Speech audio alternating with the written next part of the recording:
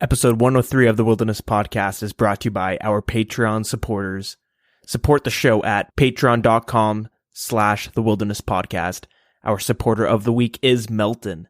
We are also brought to you by Audible. Go to audibletrial.com/wild for a free month and free book. Guys, we got them.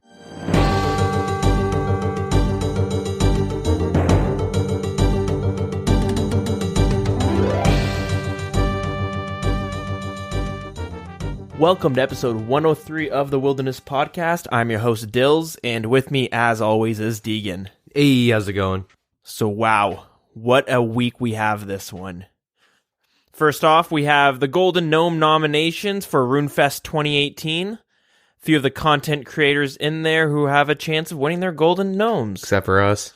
Yeah, we're not going to mention that one. Maybe next year they'll have a podcasting one.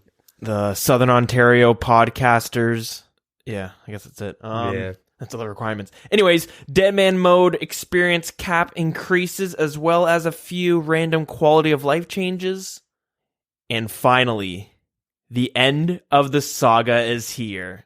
JMOD corruption of the This might be the biggest controversy to have happened. What do you think so? Yeah. I don't know if we should spoil it because not everyone's like super up to date with the community stuff. No, we'll keep it tight till then. Okay. I would have to say it's one of the biggest things to have happened, at least since I've been big into old school RuneScape. Anyways, I'm not going to spoil any more. Deagin, what'd you do this week? Work. That's fun. As always. Always is. Yeah. Little bit of RuneScape. I got like 84 agility and did a little bit of Cerberus, like 30, 40 kills. Yeah, I kind of I don't really have too much time to play. So when I do, I just kind of jump on, do some agility, and watch YouTube or podcasts or audiobook, whatever. audibletrial.com/wild. But nice. Oh, I guess so. Today, do you know what HEMA is? HEMA? Yeah. No. There are two types of listeners right now. One that will be like, Deagin's a fucking little bitch loser, and then the other will be like, oh, it sounds kind of cool. So I guess you'll kind of find out which one you are. So HEMA is like historical European martial arts or some shit like that. Okay. So you fight with swords. Is it LARPing? It's not LARPing, but okay, everyone's probably seen that Vice documentary of like those dudes that dress up in knights armors and just beat the fuck out of each other. No. What? Okay.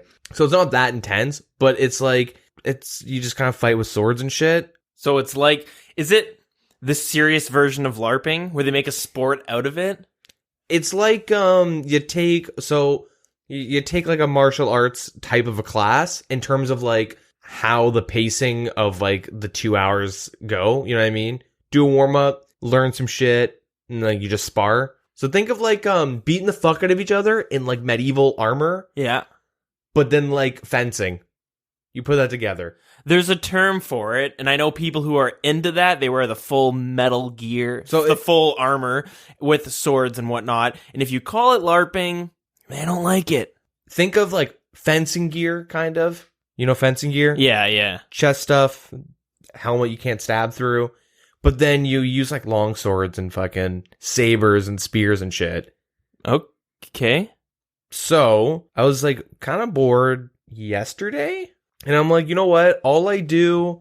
Was it yesterday? Maybe it was actually today at work. I don't know. But I was on break and I was bored. I'm like, you know what? All I do is fucking work, play a little RuneScape, go to bed.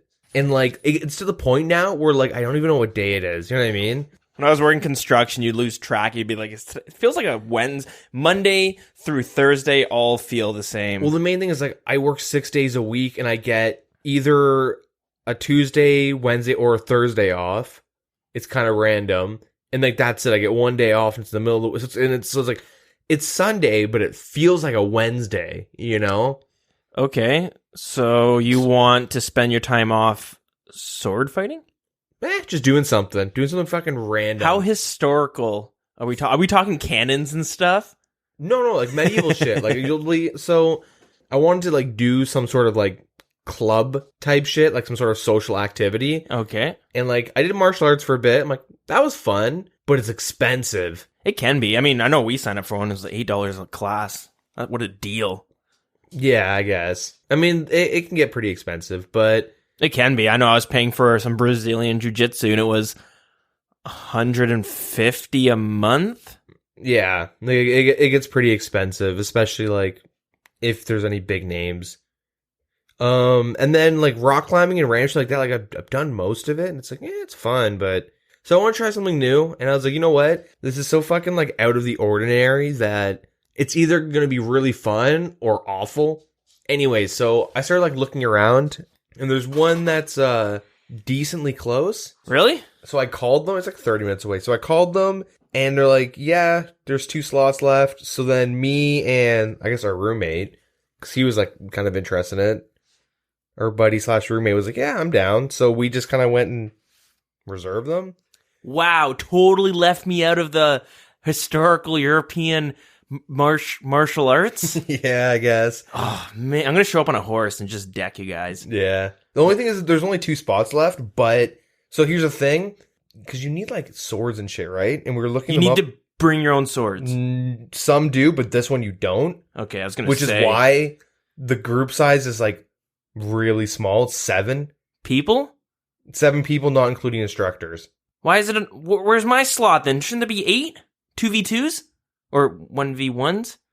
Was it like, is there one group that's like a 1v2? The one guy who's like the skilled swordsman, dual wielding battle axes. So there might be like 1 instructor and then 7 people. So the main thing is that I was talking to the person, and it seems like they just started doing this, like starting this group. Because it started in Europe, got kind of popular, then it moved to America, and it's like just starting in Canada now. And there's like a HEMA Alliance group. I don't know, it's like a group that you can pay and like join. So it's weird. Does it group all of the HEMA teams? Yeah, like you do tournaments and shit, right? So the thing is that Canada isn't recognized yet. Like you can't sign up if you're in Canada. Feels bad. Yeah, so like it's just started, and like the person I was talking to, they just started it, and then half the people are, well, I guess now 4 out of the 7 are from our town, and 3 are from another town that's like an hour away. So right now, like, you meet in the middle, partway in through like the introductory, do you like this or not type thing, because it's 6 classes to do like introductory stuff, but partway through that, they're opening up one of the places in our town, and then one of the places in the other town, and then from there they'll be probably opening up more people, because they like supply you with the weapons and stuff, and they're like $500 a piece. So I'm kind of conflicted, because 1, it's either going to be like a lot of fun, or 2, like a bunch of just like neck beards. Like, I brought my own katana from home. Yeah. The katana is actually the best, and it's going to be really bad, but like, the thing is, you commit, it's like a $60 commitment, and there's like 6 weeks, so it's $10 a class. I think you'll have less, I guess this could be a type of quote-unquote neck beard, but someone who's more on the lines of, I live by the sword. Yeah. There are no laws in my life. Yeah. The sword is the only law I follow. And so if it's like really bad and like cringy and shit, then like, I get to fucking beat up people with a sword. Like, you know what I mean? Like, it's a win-win. It's either it's really fun and like people are like, yeah, this is cool, and it sticks, and then like after like the introductory classes, they'll probably have enough money to buy more shit. I mean, I bet you, like, yeah, I don't know. Horses, maybe? Yeah, maybe. But the person I was talking to, they're like a big historical nut, kind of, and they're like, so these are the thing, and then they kind of like really got into it. So I'm like, so it's either gonna be really fun, or like I'm just gonna go there, turn off my brain, all right, go spar, and then just fucking just smack the shit out of someone with a fucking weapon. You definitely can't go full out. You hurt someone, right? No, it's a gamble. Worst case scenario, it's like 6 weeks, 6 classes, $60, but then I can meme about it on the podcast forever. Real life RuneScaper? Yeah, pretty much. 99 attack. All that stuff. I don't know. I was kind of like, fuck. It was kind of impulsive. I was like, you know what? I want to do it now. They have 2 slots. Hey, let's do it. Who knows? Maybe when Canada gets recognized as a HEMA competitor, you can go to the global HEMA meetups, and they could be like, in this corner we got Germany, and then we got Britain, and then we got the US, and then we got Canada, and then 5 people. Ah! Team Canada with a group of 5. You know how like they would like in like back in like the dark ages and shit, they'd like dump oil on people and light them on fire to do maple syrup. Yeah. One thing I saw when we were watching like some of the tournaments, people have like tabards and stuff. That's get, kind of get a little Wild Boys tabard, you know? A giant skull. Wilderness podcast. Yeah, exactly. Rep it. It'll be something, I guess. Gives me something to look forward to like throughout the week. Well, that sounds fun. I want to join. What if I take your spot? What if we show up and we go, we'll do a trial by combat to see who joins? Maybe. Yeah, it's kind of weird. It's either like really cool and it's just super new, or it's in some guy's basement. Or it's now I have to like get in a bathing suit. And you ever watch Smart Guy? Oh yeah. You know the episode they meet a stranger online and he wants him to get in a bathing suit, go in the basement, and take pictures as if they're at the beach. Yeah, that was a dark episode. Yeah, maybe it's that, but like swords. Or you're in the garage, and then his wife comes down. I have work at 5. Stop playing with your toys. Ding, ding, ding. Fireball. Yeah, I don't know. So it's something. I wonder if a guy will show up and he's like, I'm a mage. I'm casting my fireball. Don't do it, Jimmy. Yeah. Counterspell. Anyways, what'd you do this week? My week also been pretty slow. School, work. Who knows? Soon enough, I think the school stuff might start kicking in, and you might start noticing difference. Like we have a project I got to do about articulation and about how to properly enunciate. I'm failing. I'm failing right now.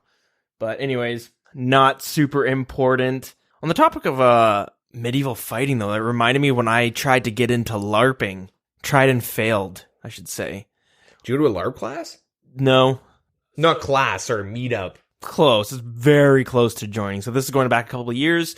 We went to, there's this thing in Toronto called Fan Expo, which is basically the Comic-Con for Toronto. They had this section which was like a LARPing section. It wasn't like set up, there's a few booths there, but it seemed kind of not, what's the word? Like unofficial booths almost. Yeah. And they had this circle where obviously they're trying to get people interested in LARPing, trying to take the stigma of LARPing away. You know, not a bunch of nerdy people. Mm-hmm. We're more of just, I have golden armor that reflects lightning bolts. Yeah.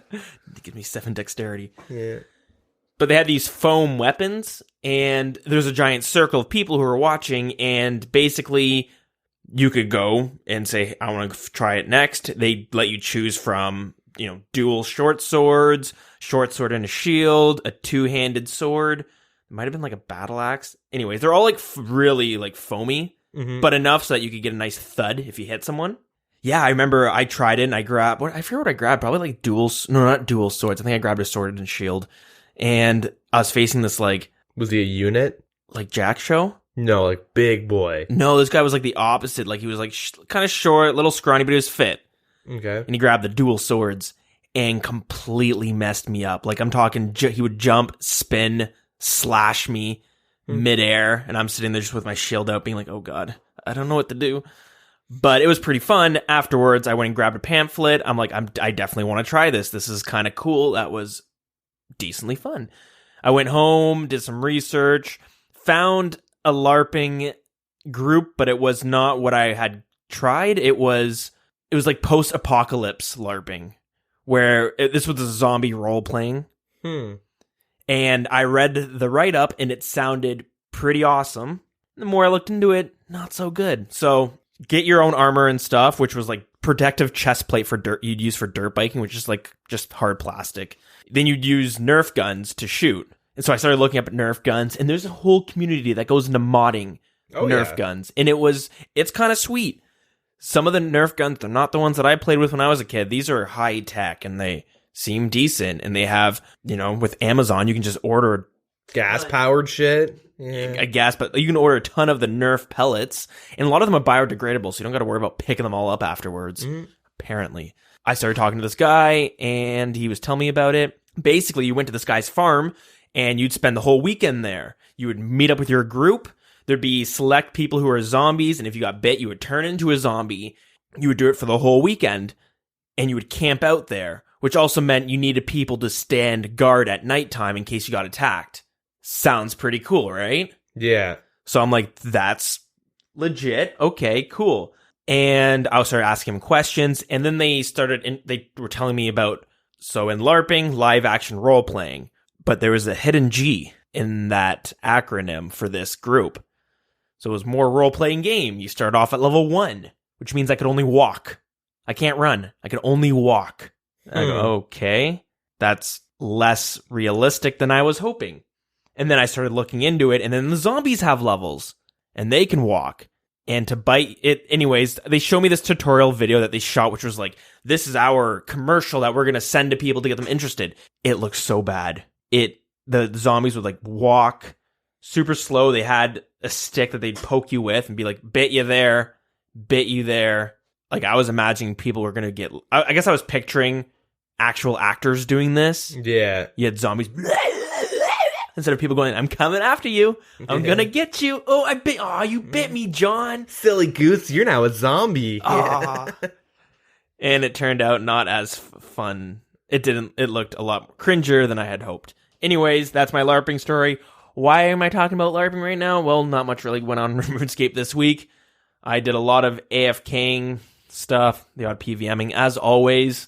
Just been busy and started playing City Skylines. I really got into that. I saw a video on YouTube. It's probably the same video that someone might have seen who's listening. It was on Reddit, and it was pretty popular. So anyways, that got me itching to play that game.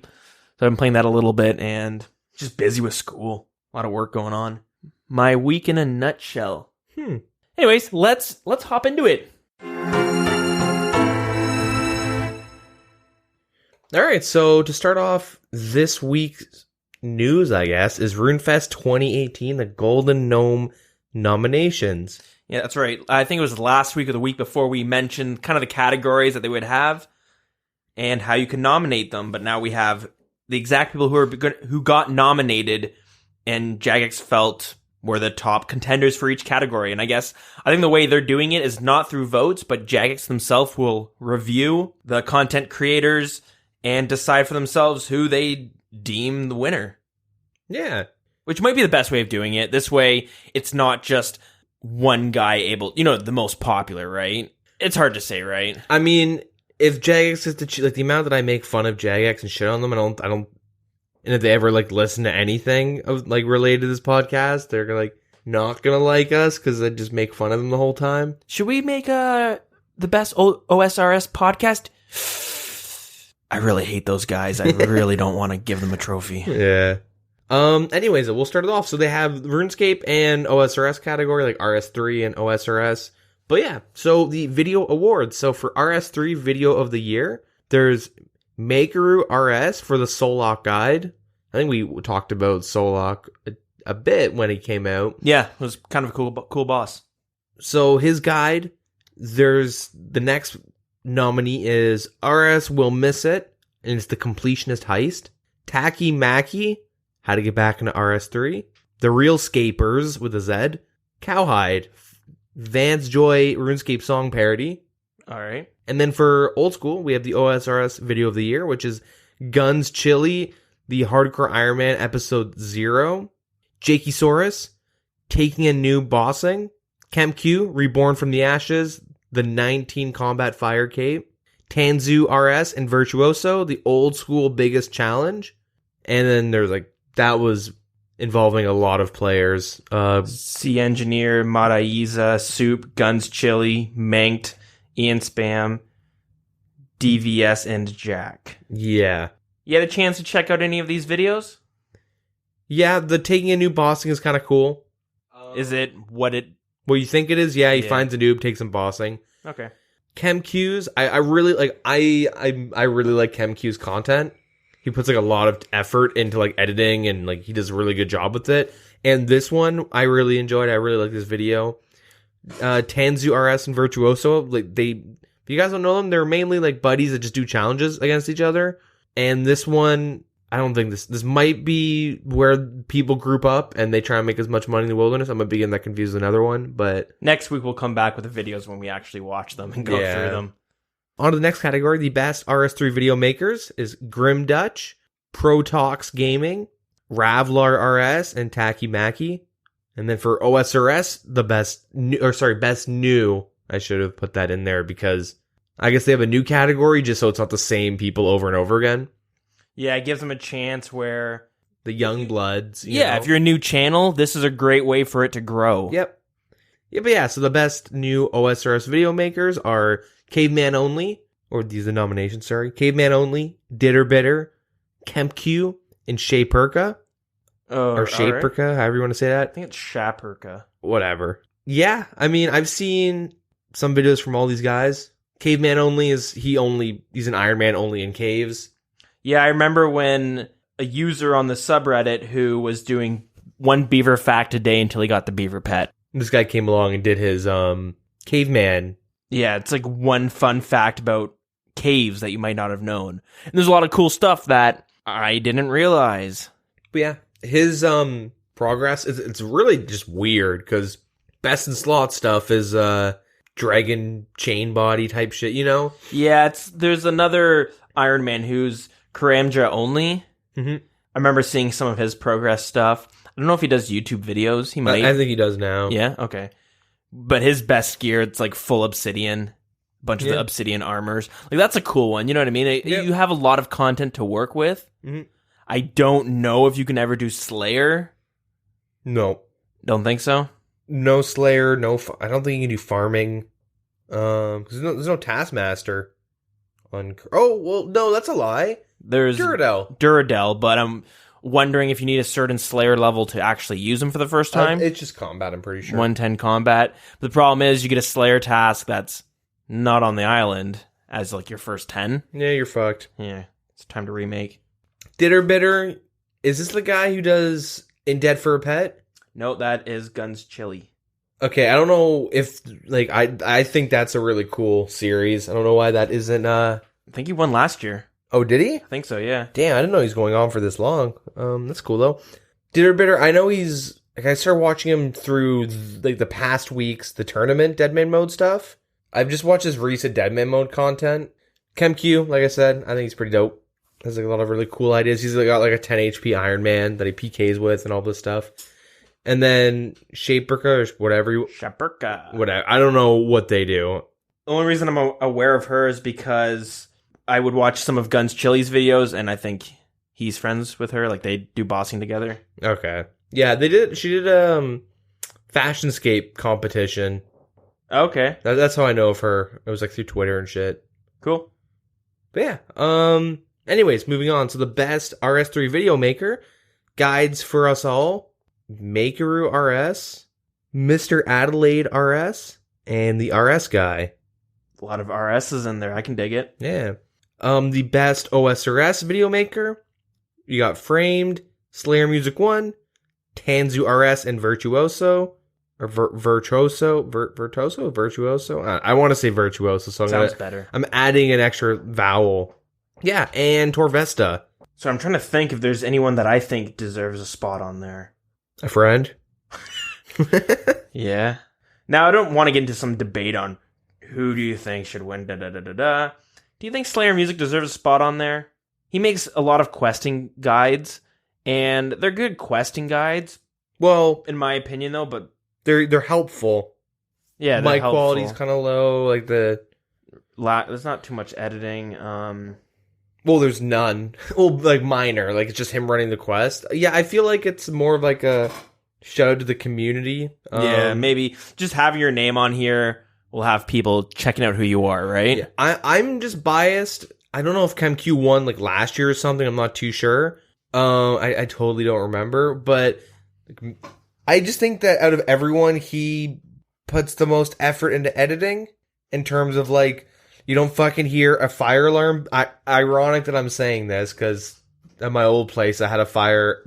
My smoke detector, or whatever, is probably chirping right now. Poor neighbors. It chirped for a couple months. It's too lazy to change the battery, but like you can hear in Torvesta's the background of his mic. He doesn't really like fix it. 25 buttholes. Oh, he does some good videos. Yeah. Some of his videos, if you haven't seen them, they're very memey. Yep. But really good editing. Yep. They're short and sweet for the most part, but some of them he really hits the ball out. My favorite one is the Power Ranger one. It's too funny. If you haven't seen it, go check it out. It's like 20 seconds long, but it's awesome. Yeah. Someone in the Discord, though, made a good recommendation. Where's our OSRS Streamer Highlights of the Week channel? Why is that one not nominated? Yep. I swear to God, if that's ever a nominee, like, I'm gonna go to RuneFest, and I'm just gonna start flinging shit everywhere. Yeah, if they make it on there, then we should have our shit as the best YouTuber, even though we just literally put up the audio with nothing in the background. Mm-hmm. Or, have a podcast awards specific section. Honestly, though, you could do, like, overall with RuneScape 3 and OSRS. Yeah. Because there are two pretty good RuneScape 3 podcasts, which is RSBNB Update and RuneScape Weekly. And they've been going on for a while. I know RSBNB, so I listen to them every now and then whenever there's a new update that comes out that I'm kind of interested in RuneScape 3. So I'll check it out. But fuck, they've been going for so long. You can go back and listen to episodes of when they removed the wilderness for the first time in 2007. Yeah. It's crazy. So yeah, there's, I guess, a little shout out there. If you guys want to go check out get into the vault and listen to some really old episodes of back when you might have played RuneScape for the first time, go check. It's historical evidence. Yeah, that's what it is. It's a time capsule for sure. Yeah. But yeah, I guess we'll move on to the next category, which is the streaming awards. So the best new RS3 streamers are Oz Swag, Empathies, or Empathzy, I guess. I don't even know how you would say that. Spider Mash and Wazzy. Okay, cool. Yeah. Best new OSRS streamer, Abyss, Lake, Perp, Saphiro. I don't know. My reading this job. I think you're reading too much into these names. This job is just ruining my reading abilities. I'm pissed if Abyss wins. I'm gonna be honest. Why? I don't like him. That's a very biased look at his streams, right? Obviously, it's my opinion, but when I watch his stream, okay, so his main thing is that he PKs in like couple hundred mil with their gear, right? Like he's bringing like fucking max switches sometimes. Like he's bringing really good gear. Okay. But he also has like 30, 40 people following him around in stream. And all he does is like attack black chin hunters. And he gets his buddy or these followers to just TB for him and shit. And then if anyone fights him with any gear, he just immediately, like, he's down 3 brews and he just runs away. But he's not a bad PKer. There's actually a really sick video of him tanking a clan. Like, it's really good. I don't know what it's called. Just look up, like, OSRS Abyss, like, clan tanking. I don't fucking know. So he's not bad. It's just, like, it's, like, it comes off as, like, kind of clickbaity. You know what I mean? It would be like if we titled this, like, biggest Jagex, like, what would you call it? Biggest Jagex conspiracy ever. And then it's, like, they're gonna... Jagex goes to jail. And then, like, and then you find out that they're, like, playing, and then we're just like, yeah, they're playing Monopoly. And they all kept getting put in jail. That's you know what I probably mean? a huge exaggeration. It's a big one. But, like, it's like, you're kind of expecting some intense, mad risk fights. This is why they don't let us vote. Yeah. That's why they leave it to Jagex to choose. Yeah. Maybe I'm biased. I do like Lake's content, mainly because you do, like, solo Iron Man, like, a lot of, like, Xerix and stuff. He's really good. Have you watched any of these streamers? No, I know Lake from the Theater of Blood, right? Yeah. But I wasn't watching his stream specifically. I don't watch streamers too often. My problem is streaming's like a really cool thing to watch if you have like 5 hours to kill and nothing else to do, right? I'm not a huge fan. Like, I feel like if you want to see the good stuff, you got to be there for quite some time. You can't jump in for 10 minutes. At least that's my preference. There's a time where I was watching a lot of streamers while I was gaming and stuff, but I find YouTube videos, it's shortened down, right? Kind of like the highlights. It's condensed and it's right to the point. It's not like you watch Bodie's Hardcore Iron Man on Twitch and it's like 2 weeks of fucking like 3-tick fishing, and then you can watch his YouTube videos 20 minutes of condensing those 2 weeks. You know what I mean? Yeah. There's a few streamers that if I knew they were on, I'd go watch them. I forget what his name is, but there's that guy who played old school. He was a variety streamer. Played old school RuneScape for the first time. Maximus Black? Yeah. I enjoyed his streams. Yeah, I know there's some controversy mixed up behind him, but... Really? Maybe not controversy, but a lot of people are pissed that I'm saying, like, the only reason you're playing old school RuneScape is because you'll get a lot of donations. He didn't take donations, really, when he played. Not in-game donations, but really? money. Yeah. Which is... That's why you're streaming in the first place. I mean, I used to watch him when StarCraft 2 was big because I was into the game at the time, and that's how I found out about him. What team was he? Root Cat? I forget which team he was sponsored by, but Not a clue. And then he started playing League, and so like he's always got he's big personality, sings and shit, does improv singing, and he's pretty good at it. He's pretty good at singing. I know. You can go watch his clips, I think, on YouTube of him beating the fire cape. Or the reason I liked it is because he tried his best not to get tips from other players, and he would play the game blind. Yeah. So when he did the fire cape for the first time, he got one shot right off the bat because he didn't know he could one shot you or what he even hit. So his first 4 attempts or so, he's just getting destroyed. Yeah. They're kind of funny. Anyways, you want to move on? Yeah, we should probably move on. Yeah, so best RS3 streamer is Couchy, I Trolled You, Miss Littles, the RS guy. All right. The best OSRS streamer, Bodhi, Foe, MMORPGs, Sick Nerd. Those are the biggest streamers. Yeah. Yeah, we'll move on. I personally, if I'm watching an OSRS stream, I like watching smaller channels. Sometimes I'll do that because it's kind of fun and it's more interactive, right? Yeah, I'm sorry if I said this story before, but this is the main reason why I like watching them. I was bored one day. What was I doing? It's I think I was crafting or something for my master clue. I was doing some random shit. I don't know. Watching this guy, and he had a fucking 200k bank, and he was solo PvPing at revs, but he'd go with full black d'hide, rune crossbow, broad bolts, and a Gmaul, and then sharks. That's legit. He would fucking run up there. He would go and try and fight people. It was yeah, he wasn't getting any kills. It was fun to watch. It's a little noob, go and try and PK and make money. And then I watched him die twice, and he goes to his bank, and he's like, fuck, I can't buy anything. And he has 50k at this point. He's the guy's level 90 or some shit, level 100. And I was just chilling, I was feeling good. I think I just bought all my max gear and shit.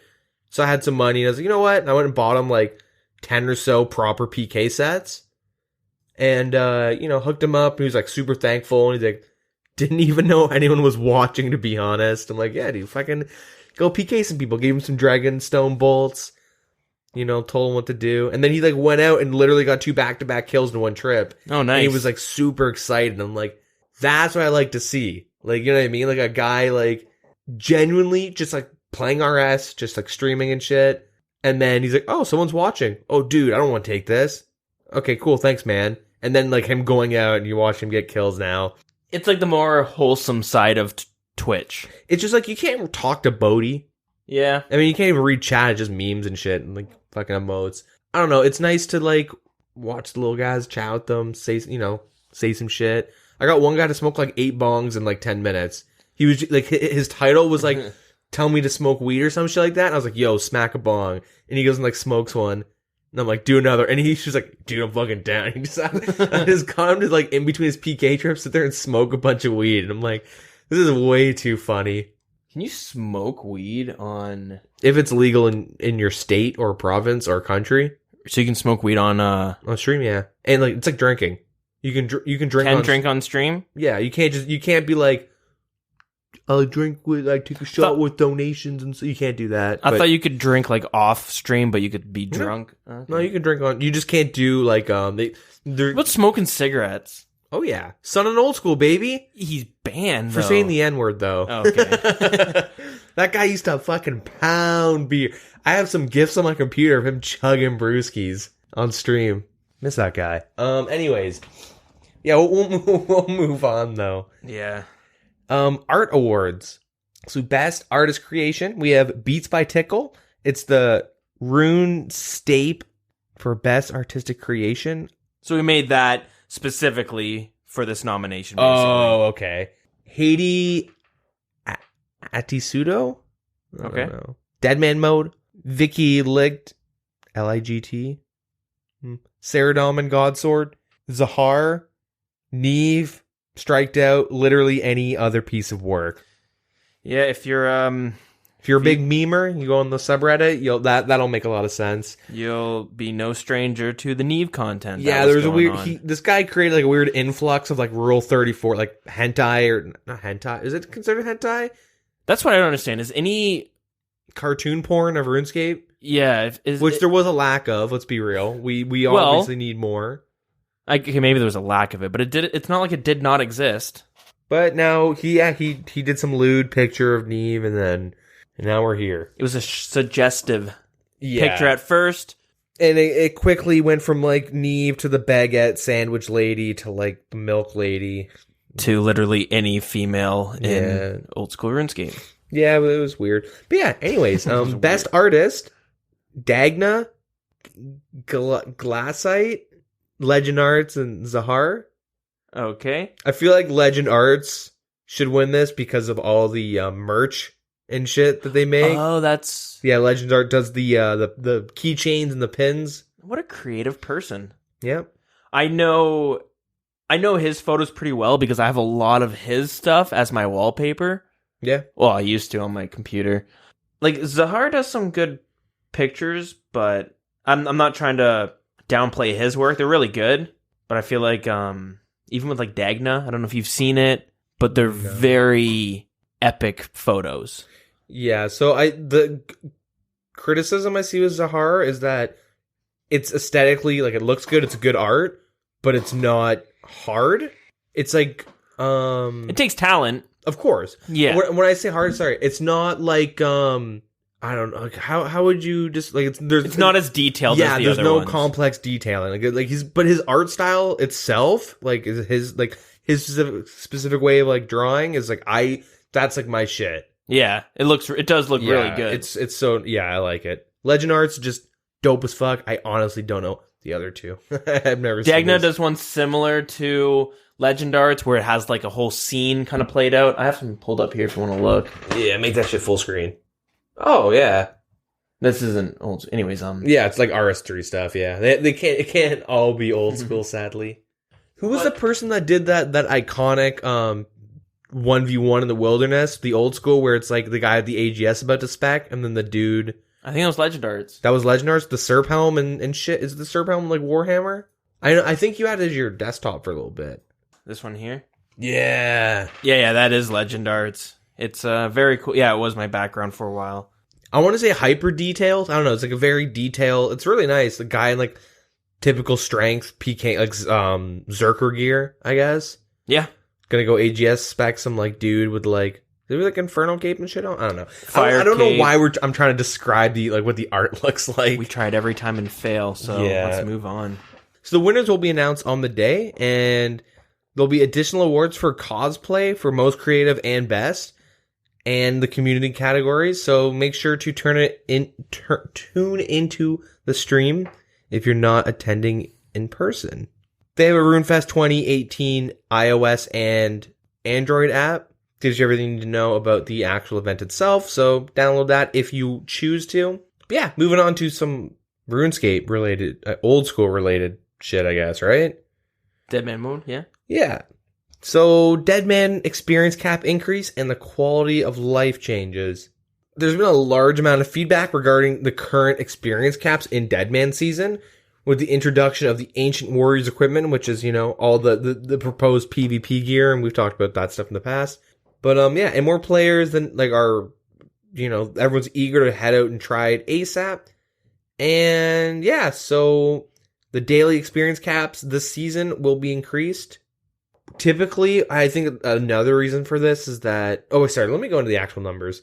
So, 500,000 experience per day shared across defense and range, at a cap of 750k experience in magic, or 750k in attack and strength. And so that's what the old cap was. The new one is 700,000 between defense and range. 1 mil, 1.05, 1 mil 50k, I guess, in magic, and 1 mil 50k in between attack and strength. As the season rolls on, potion prices get higher as less people train the skills required. As a result, certain potions are added to the bounty hunter store, especially with all the emblems that get put into the game because Slayer and stuff. So yeah, you can buy super attacks, super strengths for 1,000, ranging pots for 6,000, Super Restores for 10,000, Brews for 25,000, Prayers for 3,000, Staminas for 8,000. Cool. Because potion prices kind of got messed up. Anyways, let's just jump back a second. So I think the main reason why they upped the experience cap, one, the armor, like you want to hit 78 ASAP so you can actually like equip the armors. Yeah, it would suck to just have it sitting there, right? Yeah. If you unlocked it. And the main thing is so the first couple days is really awkward because you can't kill people unless like you catch them in like the middle of nowhere. You find them in Africa or you multi and you and your team jumps them. Typically though, everyone does such little damage because you're just gimped that I've complained about it before, but like the bad players die no matter what because they're in a bad position, no food, blah, blah, blah, blah, blah. And so they leave. They're not the bad players, the inexperienced Deadman Mode players, because it's obviously a completely different game. And then the experienced players get bored because they can't kill each other. So it just becomes like feast or famine type thing. Yeah. And people get bored and they quit. So they've upped the cap. I should specify the reason why defense and range is put together because there's a common build people do, especially the first couple days, is they level their magic to what, like 60 or some shit? I don't know. But they specifically train just ranged and defense and then become like a rag ranger. Yeah. Which is like you just camp a crossbow and you just pray and you just, because you can sit there and hit through prayer and you just kind of chip away at people and you rag them.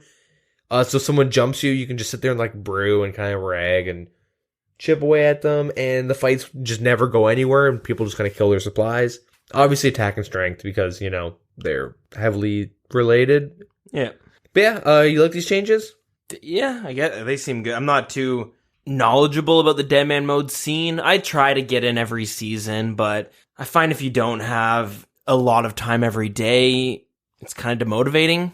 Yeah. You fall behind, and it's very apparent, very fast. I jumped in 2 days after it started, and everyone I saw running around were just level 70s and 80s, and you know what I mean? Obviously, you're going to see them, but I didn't see very many people below that level. Yeah. Anyways, we'll talk about quality of life, things that have actually affected the base game. So the Salve Amulet enchanting added to a Make X system. Mainly, you know, Theater of Blood. That shit was fucking annoying to enchant. Do you drop them or something? Yeah. Oh. You kill the bloat, the second boss, and you drop your Salve Amulet. That's the strat. So you don't imbue it. You just you make them, and then you enchant them at the Karn's evil lair. True. Okay. Yeah. Yes, now there's like a make all enchant, which saves you so much time. The right-click option to claim pure essence from Wizard Cromperty, sorry. Yeah. You unlock that through the Arty, Medium, Hard, and Elite Diaries. You can just claim some pure essence. Nice for Iron Man. Cool. PvP rotation. This is other new stuff. Twitch Prime Purple Skin is now available to everyone. Bird's nests appear over most logs. Dragon bones and hides are more likely to appear above less valuable drops, such as food. Okay. All right. I guess those Venezuelans will be down. Players are now unable to wield banner objects in PvP and bounty hunter worlds, as they were used to attempt to grief others because of the clickbox. Your character clickbox model will like be the banner as well. Right, yeah. So you can kind of just mess people up and whatever. Stand in the way so if people are fighting each other, yep, they're going to click you by accident. Yeah, I think we talked about this during the quality of life updates, right? A while ago? Yeah, when they proposed them. Yeah, this one finally got brought in. I guess there were some issues with it. I believe that's pretty much it. There's obviously a lot more like little changes. Yeah, I don't think it's too important. Blocking was added to a piece of gemstone in the Kree'arra catacombs. Things you're probably not going to notice. Little tweaks that just make everything fit. Anyways, they did another release date announcement for mobile. I don't know why, but hey, Android and iOS, October 30th. Is the date. Get pre-order in the App Store and pre-register on Google Play. We've mentioned it before. For some reason, it popped back up in the dev blog, but no extra information was added to it.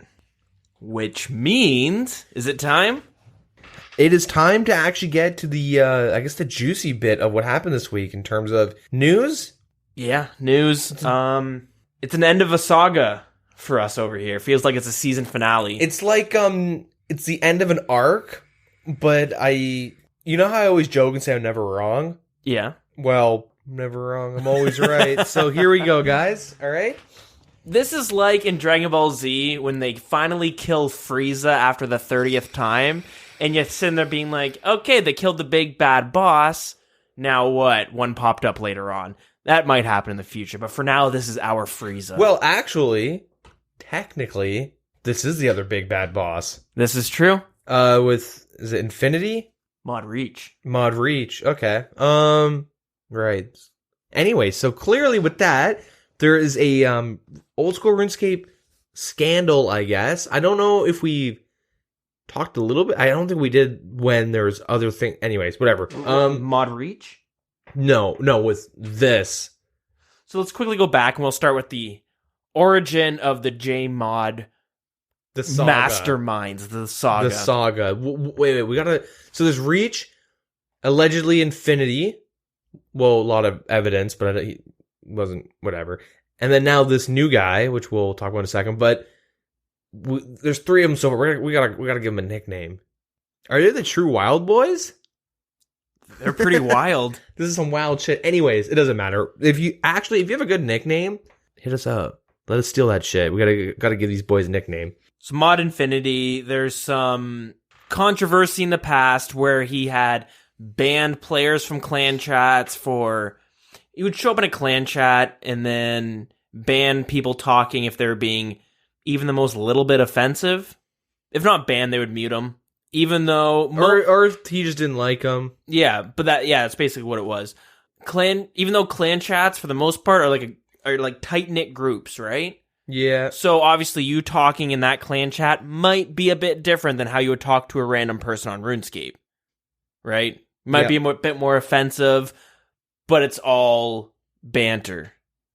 You're not serious about it, generally speaking.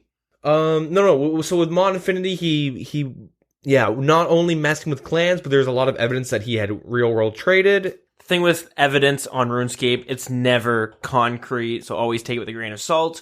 But it's there. Yep. And then Mod Reach was a JMOD who had gotten fired. Jagex never really disclosed what happened. Well, they can't, right? And they won't. That's not really the right thing to do with the community. But they told us that... And their company. Yeah, and their company, yeah. But they had told us that he had been let go for some reasons. But people started speculating, and the rumors started. So there was a bug with the corporeal beast where you were able to... That was implemented. That's the main thing, is that the bug was implemented at some point. Yeah, or if it was found out, it wasn't fixed. Yeah. It might have not been put there, but when it was apparent that it was there, he may or may not have told anybody. He might have, him and his buddy may or may not have abused it, which is pretty much you could have infinite Gmaul spec and be invulnerable at Corp, and there was a bunch of bot accounts killing Corp, making a lot of money. He gets fired, buys an Audi. An expensive one. Like $50K or something. I thought it was like 100 and something K. I thought it was on like $50K. I don't know. Whatever. Doesn't matter. But anyways, blah, blah, blah, blah. Enough beating around the bush. So let's bring this back to the origins. If you've been listening with us for a while now, or maybe even just an episode ago, you are no stranger to the villain of Mod Jed. Yeah, the man I have accused of time and time again from manipulating PvP polls to my bad RNG. Yeah. He's pretty much the cause of everything that is bad in the game. If we have any blips over with our equipment, might be him. Yep. The fact that our internet's being pretty fucky in general, it was probably him. He's probably tapped in. Yeah. Flew out over here. Anyways, so this whole Mod Jed fiasco started the end of last year around. It was about a year ago. When the infamous Rev Caves are around. Around that time was where Mod Jed was quote unquote exposed by another clan. So he came on the radar. Yeah, he joins Jagex and he's, in a clan called Rot, which is known, well, I guess all clans or most of these big PvP clans do some pretty bad things. DDoSing, doxing. Yeah. So he comes from this clan, and Rot is like, we've talked about before, but they're like notorious for doing this, like for DDoSing and stuff, like the Jagex servers, other players, all this stuff. There is another clan. One of their rival clans. That's what I was looking for. A rival clan called Frontlines released like an exposed series on Rot, and they like leaked like IRC like text, like chat logs. IRC is like where clans used to talk about things in the past. They still do to some extent, but now with Discord, you don't really need to as much. But yeah, they had IRC logs. They had like they hacked his Gyazo account. It was forum posts where Rot was Discord posts, and it was pretty much like Rot and them talking about how Jed like conspires with them. Yeah, and for how knocking people, like helping with the DDoSing, and they receive information on certain upcoming changes within the game, like the Deadman Mode final hour that Rot won, and that this was the one where it was Al-Kharad, and you had to click through like a fence into the entrance. So Rot was there before everyone, and it was multi, so they just AoE piled everything with a hole or a heartbeat that came through the entrance, and they just like swept. In this video, they had GIFs and pictures and video of this certain account, Ethereum Girl. Yeah, which is his account. Yeah, and he would be around for when certain DDoSes happened, when the servers would get hit offline. Or other people, yep. There's like video evidence of like dudes specking out like Rot leaders in the wildy for like max, and then you see like the within the group you can see Jed's account there, but then he instantly pretty much gets DDoSed like as he's looting. A lot of like weird stuff, and the main thing is that like whether or not he actually did any of the DDoSing, he was around for it. Yeah, which starts to make you wonder. Yeah, and they also talk about how he like rigged like it's all because it's just like screenshots and GIFs in a YouTube video. Obviously, it's not fucking like you can't really. There's not like DNA evidence where it's like obviously this is him. There's no like camera in Jed's fucking room, and he's just like, you know, teeter-tottering away at his keyboard DDoSing. Yeah. Like some things were like how he rigged the PvP polls to pass, because like that was a very like we had like 4 episodes dedicated to the PvP rev caves. Not all of it passed though.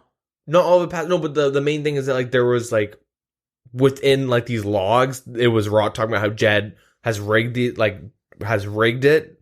Yeah. Obviously, like I said, it's not super hardcore evidence, but and because Jed did design rev caves. And right around that time of the video, a bunch of Rot members obtained single letter names. Yep. Which are very rare names, right? How often do you see them? There's a very limited amount of names you can have with one single letter or digit. Yeah, and the way like accounts would get hacked, wiped, and then, or if they were like useless accounts, but like hacked, boom, name changed, and then like picked up. And it was kind of like lots of posts on the Reddit where like, this is impossible. I have like, no one knows my actual login name or email. Like there's all this like really intense recovery login info that they were able to get, and they're like, literally no way this is possible. But you see that stuff all the time on the subreddit where someone says like, no way it's possible, and then the JMOD will come in and say, well, no, you've been account sharing with like 3 people for like a long time. You know what I mean? So people kind of wrote off a lot of this. And the problem with the single letter name, since they're so valuable, what's stopping from somebody who owns that name to selling it to somebody else for real world money, which is common and a big possibility. Yep. But the reason that this started to become a controversial moment was because some of those names were then returned to the original owners. Not all of them, but some of them were. And the big thing is that key Rot members were getting some of these names too. Yeah. That was the thing where it's like, they're in cahoots. So Jed leaves Rot. Everything's kind of like, okay, but you know me, right? I beat a dead horse. I call him out on everything, you know? I'm like, Jed, come on, what are you doing? Yeah, stop messing around. Yeah. But another thing that he had he had allegedly and rumored participated in, I believe it was the release of Fossil Island. There was a quest involved. Yeah. Some people stocked up on an item called vodka. Yeah, and Russians don't play RuneScape. No, they're playing something else. I don't know what. Anyways. Eve. They'd probably be playing Eve. Okay. Well, vodka is not normally traded, sold, or bought at large amounts because you don't use it for much. Yeah, use it for what? Like mixed drinks with the gnomes? Yeah. Like I the guess gnome so. cooking shit. But there was a large quantity that was bought right before the quest came out. Then the quest came out, and guess what? Turns out you're going to need to use vodka in that quest. Someone did the math. Whomever, the people who knew this made like hundreds of mils. Like they made so much money off this that it was like it's kind of a big deal. The huge amounts of flips, but Someone could have got lucky, but it's a very weird item and a very weird time to stock up on it. yeah, exactly. I mean, shit. I guess up to the release of Theater of Blood, like there's a lot of things me and my buddies were speculating, and like everything made sense in some way. The vodka didn't really make any sense, but whatever. Nobody knew if there was going to be a quest involved with Fossil Island, especially one where you have to get vodka for a pirate or something on those lines. Yeah. Anyways, Yeah, that's pretty much it with all that stuff. that happens. He comes on the radar for the community, becomes the source of everybody's problems. Fast forward, Rev Caves and all that is out. Big flop. A lot of people kind of look at Jed some more. What are you doing, man? So anyways, let's fast forward to the 21st of September. Okay, so before this, a couple days before this, ModJed's Twitter account gets banned, and everyone's like, this is kind of weird. And his RuneScape account goes off the high scores. Yeah. So anyways, let's get right down to it. So on the 21st, Jagex releases, Jagex makes a kind of like final statement about what is going on. And so this is what they say. I guess I'll just read it out verbatim because it's pretty big. So we confirm that a member of the old school team was dismissed from employment at Jagex following gross misuse of moderator privileges. During our rigorous routine system checks, irregular activity was identified on a small number of accounts, including the amount of wealth and items back into the live game. Following our investigation, we were able to resolve the issue before any significant impact was made to the wider game or economy. We have also taken steps to return items and GP to any affected accounts.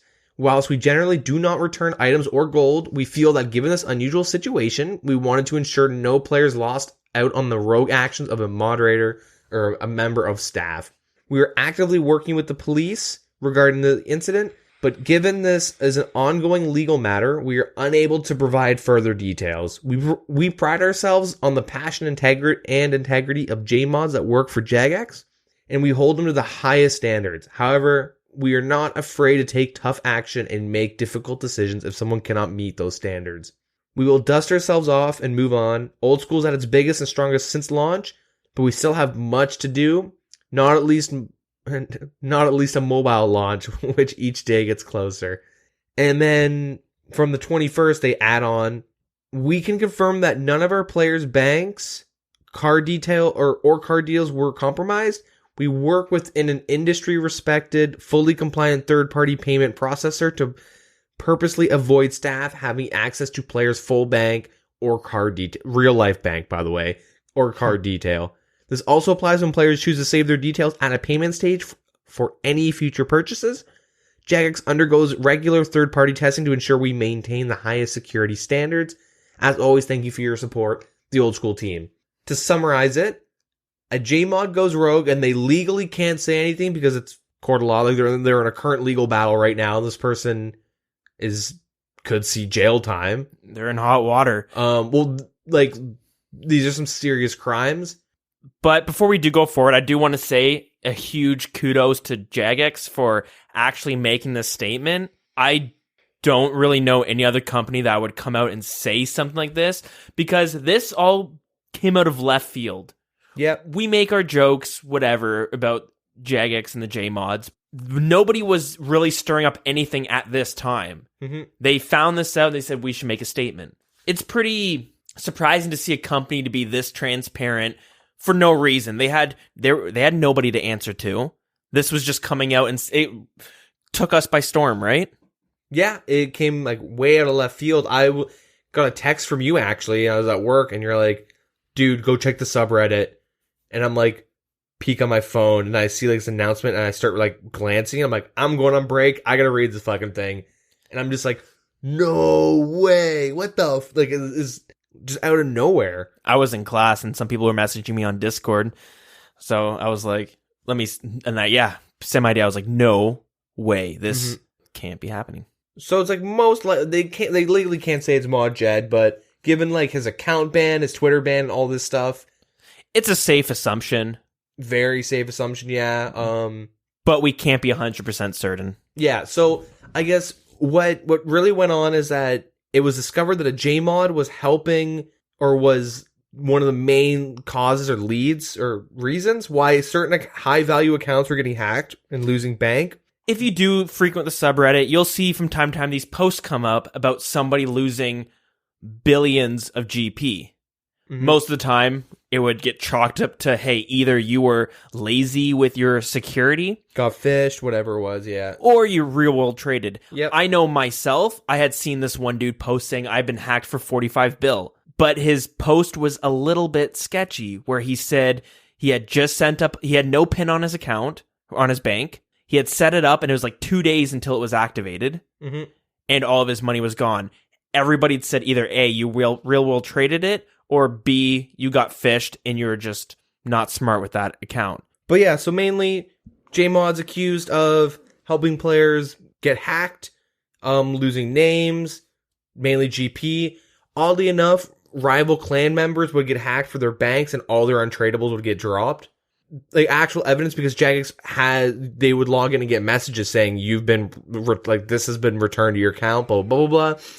And they, with the statement where they're going to reimburse players, it's like, okay, so this JMO was involved with this player's account, and this guy was in like say Fools or Frontlines, and it's like 40 mils in your or 40 bills back in your account or whatever, like whatever, how much money, all like your Inferno max capes, your Graceful, like yeah. So this week, many players logged in to see. In their chat box, you have 45 bill. A lot of the or accounts, like 9 bill. Some people, there's one guy that got like 300 gold, just 300 gold. I don't know if it was a meme. That one's got to be a meme. Most of the accounts that were hacked were, there was like what, 9 to like 50 bill. I saw a lot in those. There was over 300 billion GP stolen. Yeah, which is a fuck ton. That's a lot of money. Yeah. Well, $166,000 real life USD, something like that. People speculate about 65 grand trading in bulk and stuff to gold selling sites. You'll get at it. Yeah, I guess less. Kind of sketchy. Yeah. Like what the fuck? I think it's sorry to keep going, but there was people that got hacked 9 months ago. Yeah, that had their stuff returned, and keep in mind at 7 months. ModMadK made a statement saying that they vetted Mod Jed. Nothing came up as fishy. They could just be saying that to kind of lay a trap as well. Sometimes, maybe the police will do, or a company, if they have kind of the inkling that one of their employees is up to something, they won't let on that they have any suspicions, and they'll wait so they can collect evidence. Yeah, and they'll let them do it again. Or the opposite, be like, no, you're good, we checked you. And they're like, fuck, I'm not going to get caught. They think I'm good. So yeah, exactly. And then they're like, we kind of summed it up quickly, I guess. Big build up, quick little sum up, but story of my life. Big build up, but it was quick. The main thing is that if an employee, this like, let's just say, we're going to just say Mod Jed because it's probably him. If not, then what a meme. You know what I mean? Yeah. We'll see him on the Q&A this week, just chilling. You're gonna go, oof. April Fools. That would have been a good April Fool's joke. Ooh. Holy shit, Jagex. That would have been so good. That's coming up this year. That's got to come up this year, where people like 8 bills been returned to your account, and then you get that message and like the. Oh, that one itself. I thought you meant like, hey, we fired someone for stealing gold. Okay, sorry, I just gotta get this thought because I'm gonna forget it. Imagine logging in 8 bill or air quotes plat tokens in your account. You go to use them on the bank and they disintegrate to dust. Ooh, funny. So, anyways, like legally, this is like a breach of like company data. Yeah, this is like a misuse of company data. So you could go to jail for like a while. Yeah, stealing information, possibly giving it to other people, right? Yeah, possibly. That's what the assumption would be. So it's pretty bait. If it is Mod Jed, he could see. I don't know how it is in the UK, but he could be seeing some hot jail time. Got to make a run to Argentina. Hang out with Hitler and Tupac. So it's not looking good for whichever JMOD was actually doing this. It was Mod Jed, 100%. I don't really know anyone who would gain from this. Like, the main thing why I'm like so certain is that the people that got hit the hardest would like, there was a lot of like rival clan members, and the thing is that they would drop untradables, which is like super douchey. If it was just for like monetary gain, you'd just be like hacking like SparkMac, maybe like some big stakers. What are you gonna do with 45 bill? Just real world trade it. Yeah, exactly. If you're not gonna keep it on your account, you're gonna real world trade it. Yeah. But honestly, I feel like there's a part of us. Obviously, there's part of a story we're missing. But I don't think it's as black and white as, hey, Mod Jed wanted to real world trade some money, get some cash on the side. Yeah. It doesn't make sense. This is where you should cue the conspiracy music. That's what I was thinking. Nice. So this is the biggest question, is why would he do this? I have a number of ideas. I have one. Can I say it? Let's hear. I'm pretty sure if he's in Rot, which he probably was still in Rot, or he was in Rot at one point, they most likely have some like really something that is worse. Big speculation, by the way. Big speculation. But they probably have some incriminating data that is worse than like what he would go to jail for this. You know what I mean? Like, that will like, you have to do this for us. So you think it's blackmail? Oh, 100%. 100%. Like, if they're gonna DDoS and dox people, they could have easily like catfished like fucking this JMOD into saying, doing some shit, you know what I mean? And they could like, if he had, maybe, I don't know if he has a wife and kids, but if he did, they maybe are able to have some sort of information that could ruin his home life, which he feels is worse than ruining his job. So, okay, what's worse than being unhireable in this career path? Depends who you are. Well, some people would rather have that than lose their wife and kids and house, maybe. Well, like, here's the thing. So, what's worse? Like, what could be worse than losing your entire career and jail time as well? Your career, because you're unhireable at this point. That's what If he's found guilty, which he probably will be. Well, not. I should not say that. If he's found guilty, then he's unhireable in this career because he's and actually in any company really. Like, if they know his past, he'll be like at an entry level. Like he'll be joining us at the grocery store. Yeah, no, because he's gonna fucking he's gonna get an ordering gun 2 weeks in, like they expect me to do. Start stealing apples. Yeah. Yep, load these apples into this truck here. It's just like, we got like 36 RuneScape fucking time cards coming in, they all missing. But he's going to be unhireable, or like, if he gets hired into any company that knows his background, he's never moving up to any real position.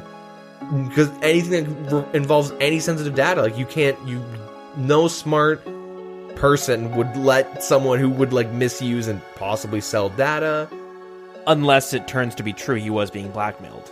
Then you have a little bit of opening where some companies are gonna, you know what I mean? The charges might get dropped, well, right? Okay, so why did you do it? I'm being blackmailed. Okay, well, you're fucked in the head then. There's something fucked up going on. You know what I mean? Like, and then also jail time, there's gotta be some, like, not gotta, but like, I think that there's something that he's being blackmailed with that like would fucking ruin everything. Like some serious shit. It's not like this is where you live, because you could find that easily. You know what I mean? So in that video, if we remember, they went as far as to find rival clan members' family members and dox them. I remember there's a part in it showing where they're doxing someone else's sister. Deadbotting. We talked about him in the last episode, actually. He's the leader of Lit, but they doxed him and they like mail him salt and shit. Like, as a meme, but like they do kind of like at least troll people in real life. You know how bad mob mentality can get, right? Yep. Group thinking. It just takes one person to push someone to start doing more fucked up shit. Look at 4chan. They do that? He is does some weird things. Yeah. What are your thoughts? What do you think is going on? What do you think caused this? Do you think it's just greed and like just him being young, or do you think that there's actually like something going on? I don't think, as I said, I don't think it's as black and white as I'm going to hack these people because I want more money in my bank account. Yeah. That does not make sense. Why would you risk your job for 60,000? Yeah. That's... You would like implement a bug that would give you max cash back. Sure, but even like... 60,000, like a one-time payment of 60,000 really is not that much. It'd be way more because it was over the course of like 9 months. Yeah, if he was able to keep on going with that, right? Like you're not hacking 30 bill or 300 bill in a day. No, yeah, it's like a slow burn. Yeah, so even still, $60,000 where it's a lot of money. Don't get me wrong, but like even if you go with like 150,000 over the course of a year, ever since it's hiring, let's just say that. Yeah, okay. Let's super highball, not worth it. No, because now you go from whatever. Let's say you're making 40,000 a year, which is probably on the low end. Mm-hmm. Now suddenly you're making 20,000 if you can get a job doing that, right? Doing some entry level position where you're not getting full time and stuff. The main thing is you lose like all job security, all peace of mind in terms of like I'm gonna get caught. Yeah. So I do think there's more to the story. It does not make. I don't think he's stupid enough to risk all of that for nothing, except for the money. There is, as you said... Well, he is a PKer, so maybe he is. But as you said, there has to be something that made him weigh out jail time and losing my job and all future careers on one hand, versus what? What's the other thing? What's on the other hand that he had to think about? I mean, I have ideas, but I'm not going to say them because, like, it's really literal, baseless accusations. It's kind of fucked up thing to do. Yeah. The one thing is, though, everyone knew that... This isn't, like, my other, I guess, my side theory, but everyone knew that one kid that just wanted to fucking, like, please his buddies. You know what I mean? But to that extent... So this is where I also start agreeing with you some more. If you were just held at such a big controversial moment less than a year ago... Yeah. With the whole... Him being in the Rock Clan and all that stuff... Why would you then continue to do stuff like this? Unless you really aren't smart. You know what I mean? You're just not thinking. Yeah, so like the only thing I can really think of is one, super fucked up shit, or maybe some people listening were that kid back in like elementary school where you would like just do dumb shit, or you had that friend that would just do dumb shit because everyone's like, do it, man. Oh, it'd be so funny if you peed on the slide. I can't think of anything. But then you pee on the slide, you get caught by the principal, and then you start smashing the principal's windows. Like I could, like, you know what I mean? Like a group of kids you want to impress, that could be like, I say that pretending that he's an 8-year-old. How old's the guy? He's what, mid-20s, late 20s? Above 20. His brain's fully developed at this point. There's no well, he is a PKer. So, and a RuneScaper, don't forget, we're all RuneScapers. So fully developed PK and brain is probably like an 8-year-old. I seriously feel like some fucked up shit is going on that we don't know about. I would love to be a fly on the wall in that courtroom. See, here's the thing, though. Once the court is done, doesn't it become public? I think it, like, at least in North America, it becomes public information, right? I don't know how it is in the UK. But you could possibly look through the documents, maybe? You might have to, like, go be in a university, because I know certain things, at least in like America and shit, are locked behind universities. Like, you have to be like in school so you can study whatever. They might have access to ones that are kind of held away, but for the most part, it does become public information. Look at all, big murders and serial killer. That information gets let out as soon as the case basically gets closed. Yeah, so I guess, but this could go on for years. Yeah, they tend to.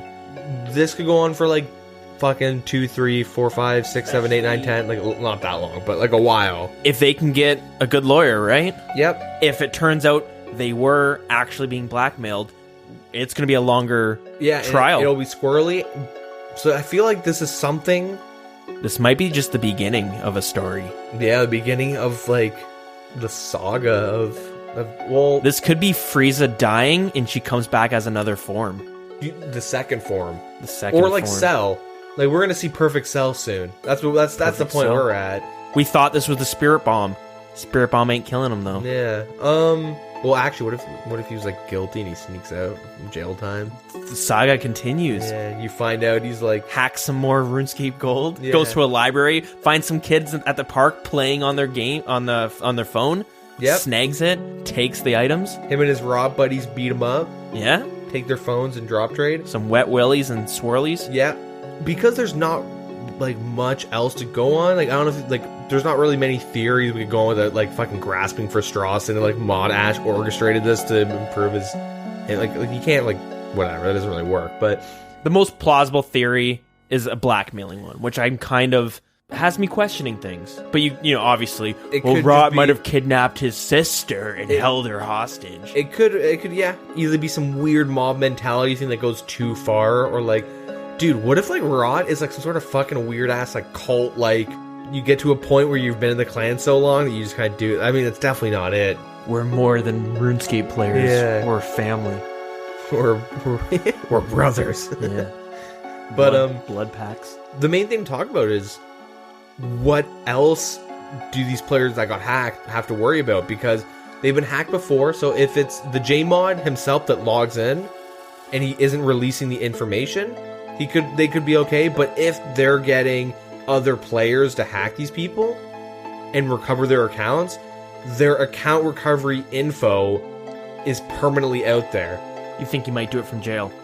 No, I mean, like, let's just say Mod Jed is, like, at work during his FAP time, or THAP time, or TAP time, whatever you want to call it, and he just sends a fucking notepad or, like, a PDF of, like, this is this guy's name.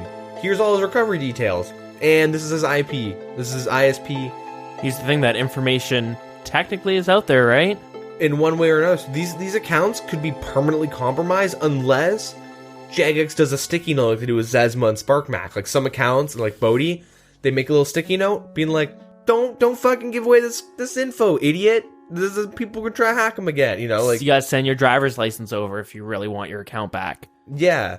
But does Jagex support team? Like, are they actually able to do that?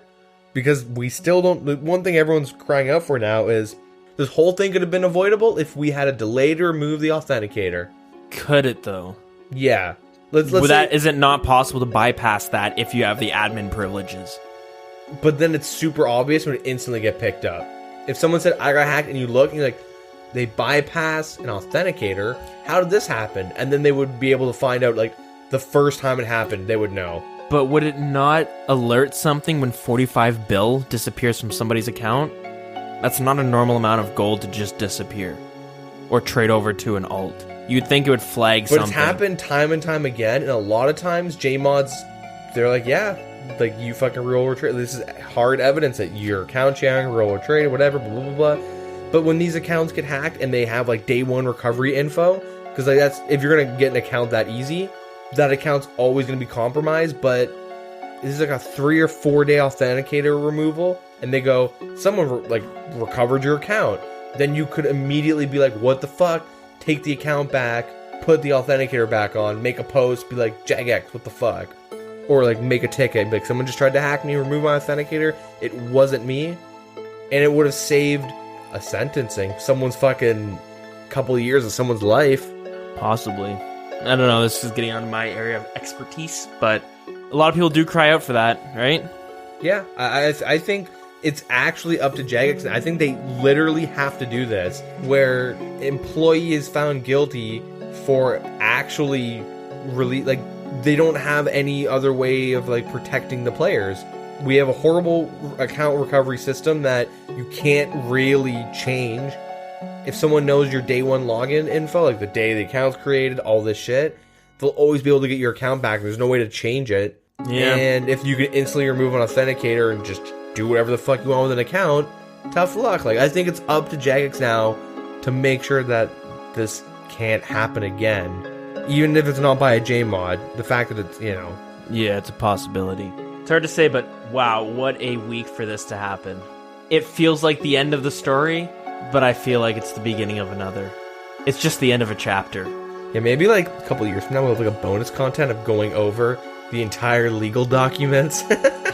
Everything he says. Maybe Serial will pick this up as a podcast season. I don't know who that is. They follow a certain crime event. Oh. And they go through the whole story and try to get as much information. Yeah.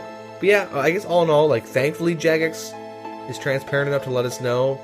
Yeah, that's what I was saying. I know a lot of shady things, like, maybe not on this, to this caliber, but shady things do happen in other gaming companies, and you hear nothing from the team. Do you think they were legally... I guess not. I guess they weren't legally obligated to tell because no actual credit cards or anything were leaked in the process of this.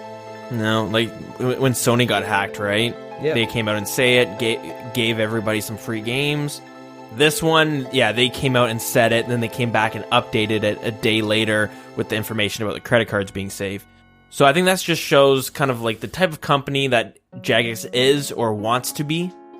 Yeah. What they're striving for is a very community-based company, which is kind of rare to see when you have a company of that size, especially now when the game's bigger than ever, right? Yep. Makes sense when the team was 4 people, but now you have multiple teams.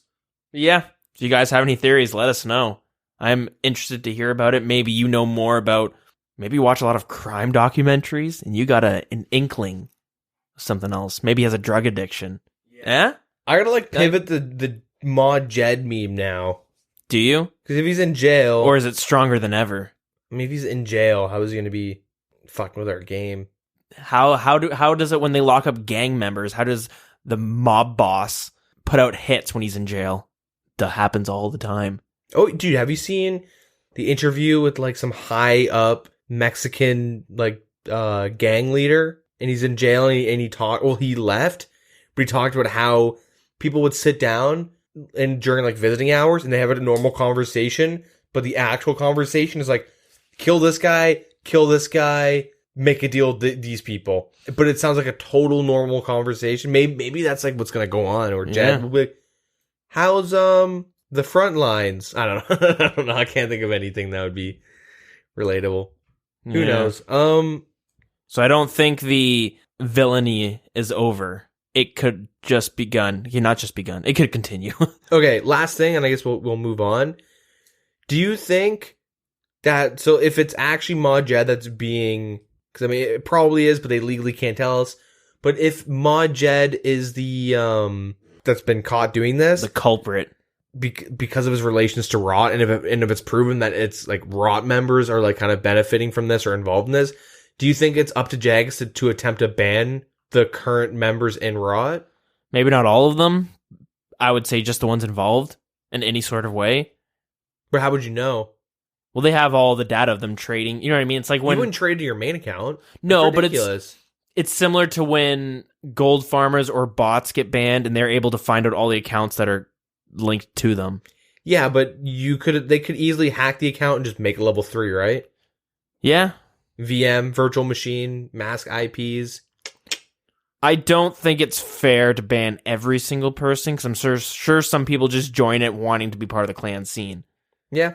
Maybe we'll see certain members within the clan just get banned one day. And yeah, the whole thing is they'll come back, but they're going to have to either buy accounts and like bot up to max stats again or something, with like some sort of punishment, right? Yeah, if they're linked in any way, I'm sure they'll be dealt with. Maybe even legally. But really, I think what needs to happen first is for the trial to happen, where all the details can come out. Who knows? Maybe we can get some information on that. Yeah, yo, real talk. You think when Jed was getting put in that police car, he's crying like a little bitch? I don't think he got put into a police car. I think he just got fired. I don't know, actually. You need at least security to escort him. Yeah, maybe. Think he'd be like crying like a little bitch ass punk? I mean, I would. Knowing that you could be facing multiple years in jail all over a silly game. Hey, that's happened to one player already. That's true. This is the player that called the bomb threat? Not a bomb threat, but he made a threat in RuneScape. School shooting, right? Yeah, and he went to jail for a couple years. He's actually on a YouTube channel. Yeah, I remember seeing it. Talks about jail. Yeah, I guess we'll quickly bring it up since you did it. Yeah, he said he made a death threat about shooting up a school in his area. That was the problem, was that he named a school. Yeah. And he had been drinking. To him, it was just a edgy threat. Little joke, little goof. Yeah, kind of a little 4chan-y threat. Yeah.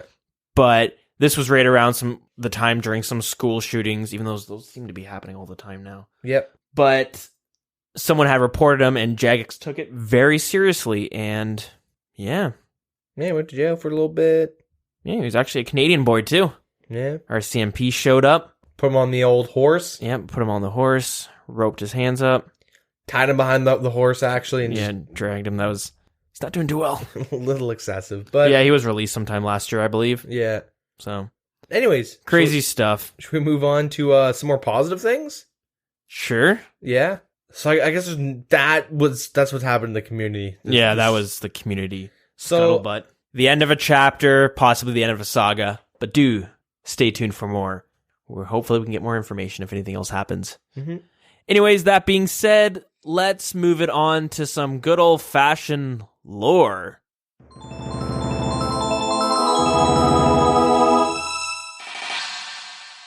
This week for lore, we are continuing with the 4 God Wars bosses.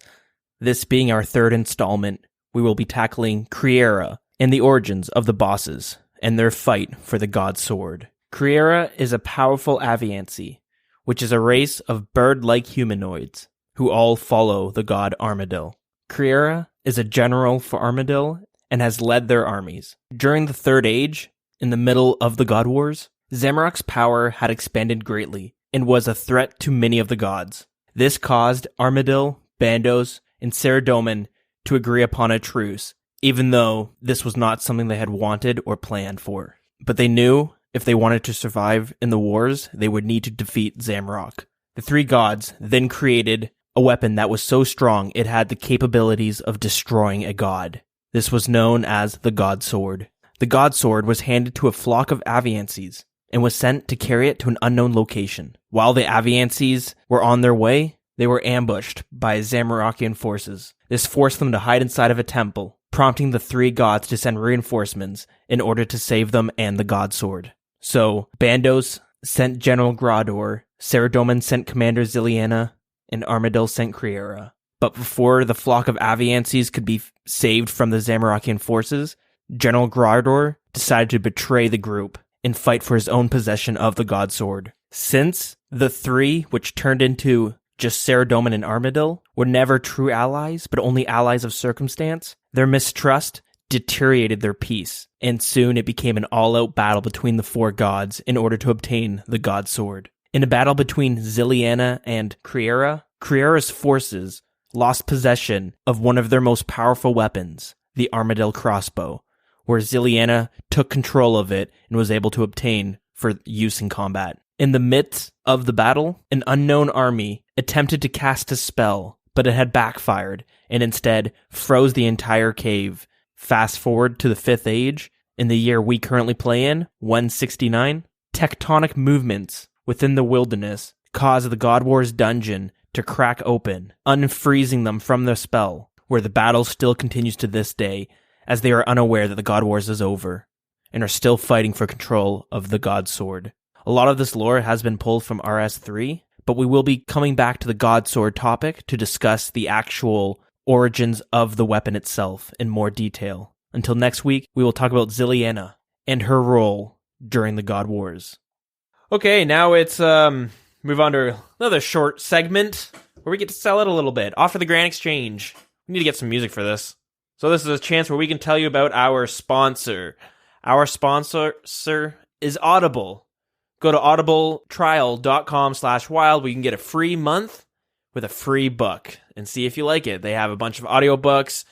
If you like to read or you're interested in books, but maybe you don't have time to read, check them out. The book that you might be interested in might be there. They have they have a large selection with some really great narrators to go along with it. So definitely recommend it. And if you like podcasts, chance you might like Audible. So that's audibletrial.com/wild. Won't go over the books we're reading or listening to, I should say. Mm-hmm. I just haven't had too much time to get more through it. It's been a little busy. Our next sponsor of the show is you guys, our Patreon supporters. Our Patreon supporter of the week is Melton.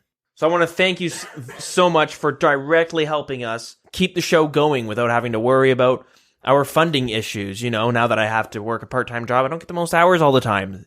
And I don't want to have the burden of paying for this podcast, but it's really awesome to see that you guys are willing to actually help us out. So thank you very much, Melton. And also, congratulations on base 80 stats. I know you got that a little while ago. It's very satisfying to see. Oh, yeah. Good milestone. I don't even have base 80s yet. Yeah. I need to get my hunting and farming up still. Yeah, farming? What? Yeah, fuck farming. You can get that done in a day. Literally, yeah, but fuck it.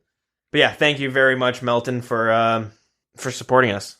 We really do appreciate it and very grateful. But we also got 3 new club members, Patreon members, Wild Boy and Gal members. Some wild boys. Some new wild boys. So these people are Ty Piers, Ethan Ward, and Isaiah Peters. So thank you very much for pledging to us this month. But I also want to thank every single person who decided to pledge for us for doing so. You guys are amazing, and I can't believe the support we got. It's overwhelming. On par with this whole Mod Jed fiasco. Mm-hmm. Yeah, thanks guys. All right, but we got some fun stuff going on in the clan chat, the Discord podcast. So Blacksmith Bhooley is having a comeback. I shouldn't say comeback, but he makes a bunch of really cool in-game items, but he makes them the real-life figurines, miniatures, objects. He smelts them knickknacks and yeah, paddywhacks. Bunch of cool things. He's done the Dragon Dagger. That was the first one. He did Dragon Dagger. He's done party hats. He's done the Dwarf Cannon. Yep, did the Dwarf Cannon. He's done I want to say a Battle Axe and the Warhammer. Yeah, and I think a Cash Stack as well. The Cash Stack. Yeah, and now we got a Dragon Longsword. Yeah, and this thing looks amazing. Yeah. It looks really cool. I'm sorry, but I do have to get on this competition. I normally stay out of them because I don't want to, I feel kind of bad, but this thing's so fucking cool looking. It's the size of your leg. Like you could bring it to your classes, your HEMA classes. Yep. And just spec out some noobs. I mean, it'll do a lot of damage because it's real metal, but it does great work. He usually puts them on a plaque and stuff, wooden plaque. The handle gets like leather straps and stuff. Yeah. So they are sweet looking. But anyways, there'll be more information on how you can win that. He'll be posting. You can ask him in game too, but he'll be posting in the Discord on how you can do that and when it's actually going to take place. And we'll also post it on our Twitter and Facebook when the more information comes around. But right now, it's just kind of up in the air. But keep your eyes out for that if you do want to win it. And if you saw it, you're going to want to win it. But speaking of giveaways, Deagin, you had something in the works, didn't you? Yep. Guess it's kind of gone on for like 2.5 weeks. I was going to end it, but I was like, you know what? Fuck it. I might as well wait for this episode to like announce it, I guess, live who wins. So if you listen to this, you're going to be a couple days late, but whatever. So pretty much the thing was for, I guess, related to bonus content. What I was just trying to get like an idea of what viewers wanted to hear from me.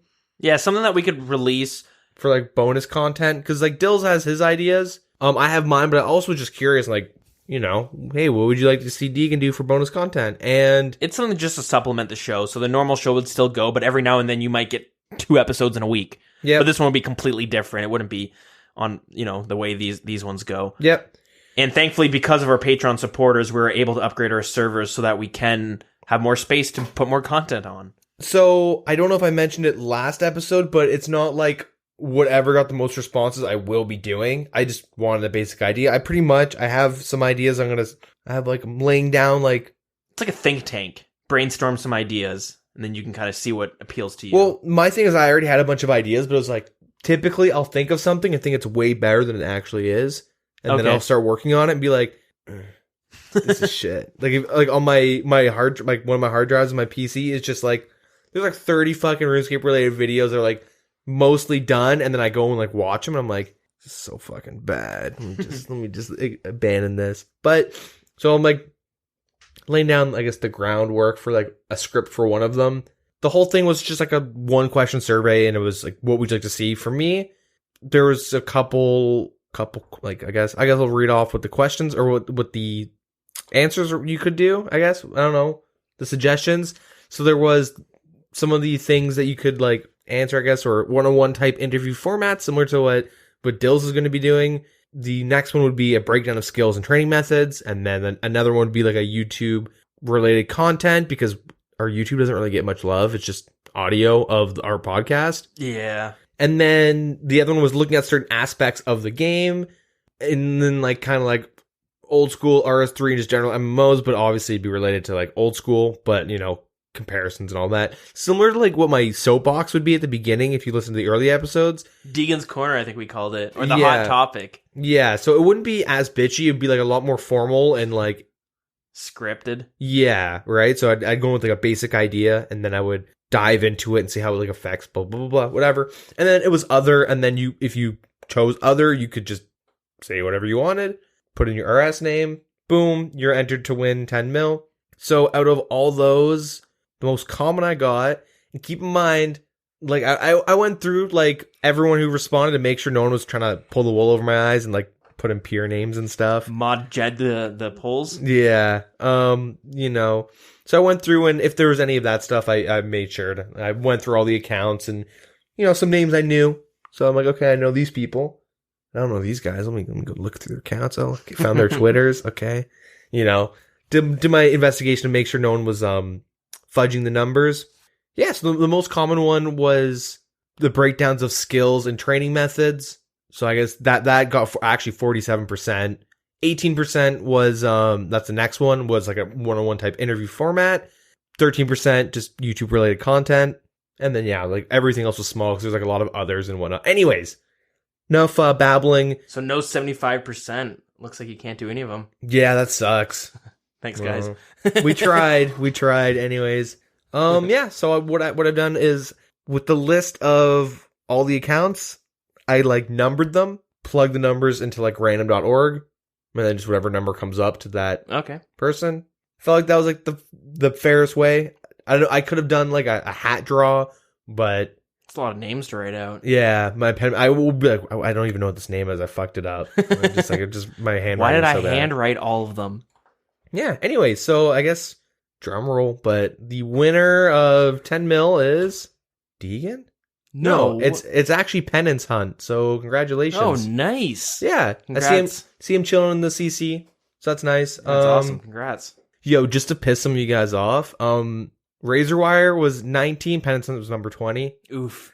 Razorwire, you're 19, and Sparky 94, you're 21. So you guys are almost there. I just want to piss some of you guys off. You do one more, I'll give them 1 mil. Let's do a 1 mil draw. Penance Hunt again? No. Ooh, no, it was Color Eyes, actually. Color Eyes, yeah. Cool. Some familiar names there. Yeah, so congratulations to Penance Hunt for 10 mil and Color Eyes for 1 mil. I don't have Deagin, can you spot me the 1 mil? Dude, can you spot me the 10 mil? Congrats, Penance Hunt on 9 mil. Yeah, so I guess after recording, I will message these people on Discord and the CC. I'll try and find you guys in the CC. I do see like these two on in the CC quite a bit, so it'll be pretty easy to hook you guys up. But yeah, thanks for everyone. And I really do appreciate like I got some really interesting feedback for like some people would like, I like this type of content, but you could do this alongside. You're like, man, that's a sick idea. You know what I mean? Like, actually, like a lot of things I didn't think of through you guys. And so put that in the old melting pot, you know? It's some one-on-one interviews in a YouTube series that is looking at certain aspects of OSRS while also efficient and training. I don't know. You know the joke I'm trying to make. No idea. Okay, never mind. Is Mod Jet related? So yeah, I could do that. We already talked about it, though. I can't go make another episode of the meme of Mod Jed. Just cut that part of the podcast.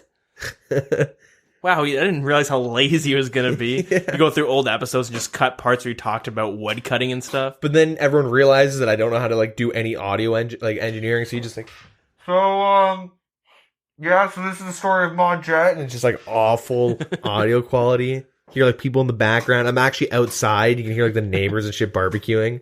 Cool stuff. Speaking of surveys, we do have a survey for the podcast. If you're interested in giving us some feedback, since we are currently going through our year 3, season 3 of the podcast, long seasons.